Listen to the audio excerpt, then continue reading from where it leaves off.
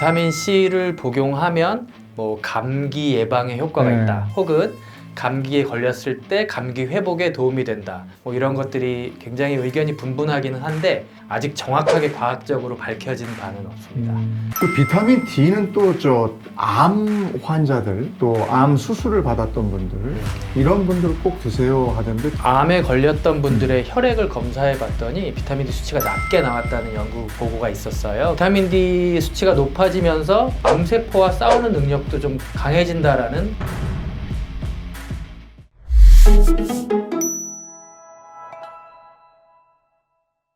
SLQTV 탐나는 일상 오인석 약사님과 얘기 나누고 있습니다. 이번에는 비타민 관련해서 얘기를 좀 나눌 텐데요. 비타민 하면 가장 먼저 떠올리는 게 비타민 C예요. 그죠? 네. 감기 오거나 이럴 때도 비타민 C를 그냥 물에다 타서 쭉 먹어라. 그런 얘기 많이 듣습니다. 이게 약 먹으면 발포 비타민이라고 그래서 감기 걸렸을 때 이런 것도 비타민 C가 제법 되는 성분이잖아요. 어떻습니까? 비타민 C를 복용하면 뭐 감기 예방에 효과가 있다. 혹은 감기에 걸렸을 때 감기 회복에 도움이 된다. 뭐 이런 것들이 굉장히 의견이 분분하기는 한데 아직 정확하게 과학적으로 밝혀진 바는 없습니다. 다만 비타민 C는 우리 몸 안에서 생합성되지 않는 외부에서 꼭 복용해야 되는 필수 영양 성분이고요. 더불어서 항산화 작용이 아주 강한 영양 성분이기 때문에 항산화라는 거 쉽게 말씀드리면 산화는 더 쉽게 표현하면 노화입니다. 그러니까 우리 몸이 노화되는 걸 막아주는 효과가 있어서 우리가 감기 걸리게 되면 바이러스와 싸우다 보니까 몸이 조금 힘들 수 있잖아요. 그렇게 힘들면 또 살짝 노화가 진행되는 그런 방향으로 가니까 비타민 C가 들어가면 감기로 인해서 싸우느라 힘들었던 걸 조금 달래주는 효과를 줄 수 있어서 저는 감기 있으신 분들한테 비타민 C 섭취를 권장하고 권해드리고 있습니다. 비타민 C는 상당히 좋은데요. 몸 안에서의 콜라겐 합성을 중재하는 가장 중요한 보호 효소입니다. 보조 효소, 보조인자, 도와주는 그런 물질이기 때문에 피부에도 좋겠네요. 그러면. 그렇죠. 비타민 C는 그래서 피부 관련된 비타민이 나와서 TV에 광고하는 성분들의 거의 대부분은 비타민 C가 주 성분입니다. 근데 요즘에는 비타민 C 흡수를 도와주는 그런 작용을 하는 영양제도 있더라고요. 비타민 C의 흡수를 돕기 위해서 비타민 C를 이렇게 리포소말 한다 그래요. 이렇게 패킹해서 만든 제형들이 나와 있어요. 그래서 그게 비타민 C의 흡수율을 높인다 라고 하는데 이제 약사로서 봤을 때는 조금 애매한 게 그렇게 리포소말한 성분이 뭐 예를 들어서 300ml, 400ml 정도라 하면 우리 보통 먹는 비타민 C는 1000ml 정도 되거든요. 그 1000ml에 한 30% 정도가 흡수된다고 해요. 리포소말 되면 한 80%, 90% 정도가 흡수된다고 가정하면 결국 체내에 흡수되는 양은 비슷할 것 같다라고 판단해서 뭐 저는 그렇게 얘기하고 있습니다. 비타민 C는 많이 먹어도 그냥 소변으로 배출이 되니까 네, 그냥 맞아요. 아침, 점심, 저녁 밥 먹고 나서 하나씩 먹어 이러던데 맞는 얘기입니까? 말씀하신 것처럼 몸 안에서 꼭 필요한 양은 다 흡수가 되고 필요 없는 양은 다 소변으로 배출이 됩니다.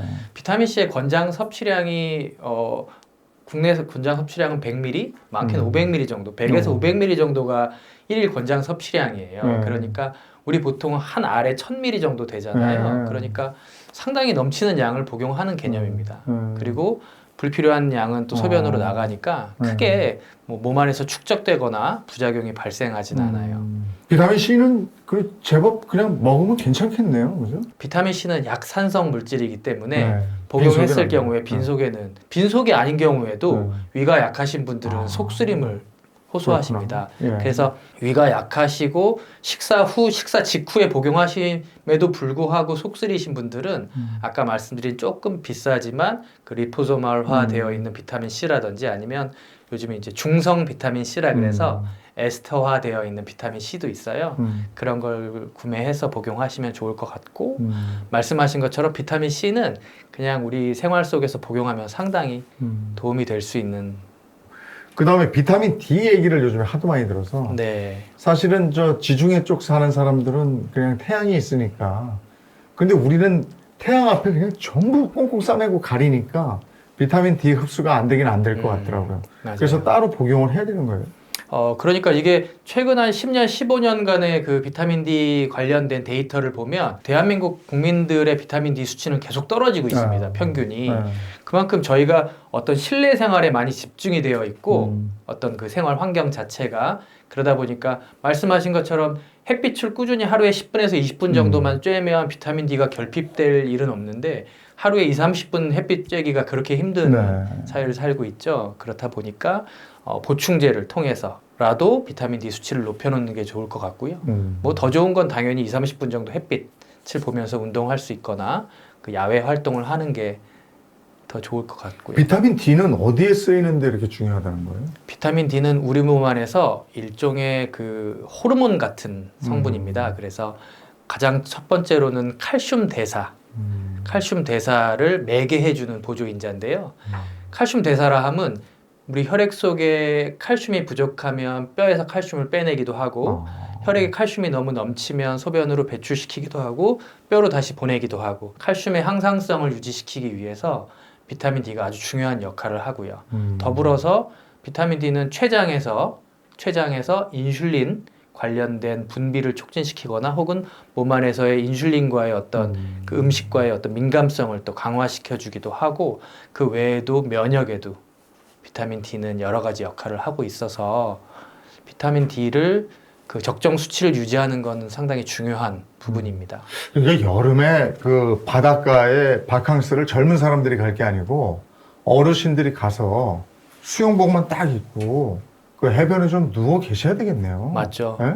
온 피부로 D를 받는 게 낫지 먹는 것보다. 네, 뭐 물론 당연히 이제 연세 있으신 분들은 선글라스는 꼭 착용하시고 그 다음에 이제 적정량의 그냥 선크림 바르신 후에 소위 말하는 비타민 D 합성을 하시면 좋죠. 여름이라도 꼭 하시면 좋겠네요. 그렇죠. 네, 알겠습니다. 그 비타민 D는 또 암 환자들 또 암 수술을 받았던 분들 네. 이런 분들 꼭 드세요 하던데 특별한 네. 이유가 있습니까? 그게 이제 뭐 암에 걸렸던 분들의 혈액을 검사해 봤더니 비타민 D 수치가 조금 낮게 상당 부분 70% 이상이 비타민 D 수치가 낮게 나왔다는 연구 보고가 있었어요. 그래서 물론 비타민 D 수치가 낮아서 암에 걸린 건 아니지만 암에 걸렸던 분들의 다수가 비타민 D 수치가 많이 낮다. 그러면 비타민 D를 좀 보충해서 몸의 면역력을 조금 올려주는데 의미가 있으니까 비타민 D 섭취를 권장하고 있고요. 그 다음에 비타민 D 수치가 높아지면서 암세포와 싸우는 능력도 좀 강해진다라는 그런 연구 결과도 있었어요. 그래서 비타민 D를 주사하거나 복용하는 암 환자분들께서는 그런 추세이고요. 비타민 D를 복용하게 되면 몸 안에 카텔리시딘이나 디펜신 같은 어떤 면역 물질들이 만들어집니다. 그래서 그런 게 이제 외부의 적들과 싸워주는 효과가 있어서 비타민 D를 면역 비타민이라고 얘기하는 분들도 있더라고요. 그거 중요하네. 드시면 상당히 도움이 되고요. 비타민 12요? 그런 것도 또 많이 드시던데. 비타민 B군에 비타민 B12가 있는 겁니다. 그러니까 다양한 비타민 B군들이 있는데 얘네들이 다 복용했을 때 몸 안에서 우리가 먹은 음식물들이 에너지화 되는 걸 열심히 도와줍니다. 그렇기 때문에 에너지를 많이 소진하시는 분들, 극도로 집중해서 일을 하셔야 되는 분들이라든지 혹은 스트레스가 너무 많아서 머리를 많이 쓰시는 분들, 이런 분들은 비타민 B 소진이 상당히 많아지게 됩니다. 그리고 비타민 B는 수용성 비타민이기 때문에 몸 안에서 쉽게 쓰이고 쉽게 시간이 지나면 또 쉽게 배출이 됩니다. 복용 후 효과를 보고 물론 이게 효소기 때문에 또 쓰였다가 계속 몸 안에서 반복되어 있을 것 같지만 어느 정도 쓰이고 나서는 배설되기 때문에 규칙적으로 복용해 주시는 게 상당히 도움이 됩니다. 비타민 B는. 뭐 스트레스 많이 받으시는 분들, 뭐 너무 만성 피로 때문에 기력이 없으신 분들은 비타민 B, 물론 전제 조건은 적당히 규칙적인 식습관. 음식을 하나도 먹지 않고 빈속에 나 너무 피곤해. 그래서 비타민 B를 복용하시면 오히려 더 기력이 빠지고 울렁거리거나 어지러울 수 있어요. 에너지를 만들기 위한 원료가 없는 거잖아요. 에너지를 만들기 위한 원료를 우선 섭취하시고 에너지를 만드는 걸 도와주는 비타민 B군 제제들을 복용하시면 도움이 되겠습니다. 지금 말씀하신 비타민 제제들은 전부 식후에 드시는 게 좋은 거죠? 식전에 드셔서 도움이 되는 비타민은 없는 것 같아요. 맞아요. 그 유산균 정도? 유산균도 식전, 식후에 대한 논란이 있지만 유산균은 식전에 드셔도 도움이 되고요. 그 다음에 이제 예를 들어서 식전에 먹었을 때 도움이 되는 영양제는 철분제. 철분제. 네, 철분제는 어느 정도 빈속에 복용해야 더 흡수율도 올라가고요. 네. 그리고 나머지 대부분의 영양제들은 식사 후에 드시는 게 네. 훨씬 소화 흡수도 잘 되고 네. 효과도 좋고. 비타민도 요즘에는 예전에는 알약이 있고 요즘에 또 저 액체로 나오는 것도 있던데 그게 유행이 있습니까?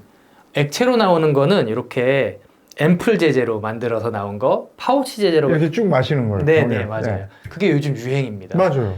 그 위에 알약 몇 개 있고 네, 밑에 액체로 돼 있어요. 그래서 그거 딱 먹게 돼 있던데 유행입니다.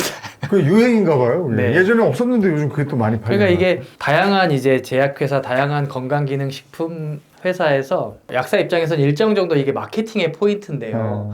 그런 거 있잖아요. 먹을 때 기분이 좋으면 효과도 더 좋은. 약간 그런 플라시보를 이렇게 포인트로 해서 그 액체가 마케팅을 맛도 있던데요? 그러니까요. 맛이 있다는 건 그 안에 어떤 성분이 들어있는지 추측이 가능하잖아요. 맛이 있다는 건 뭐 그렇습니다. 맛있게 하는 뭔가가 들어있는 거죠. 네, 그렇습니다.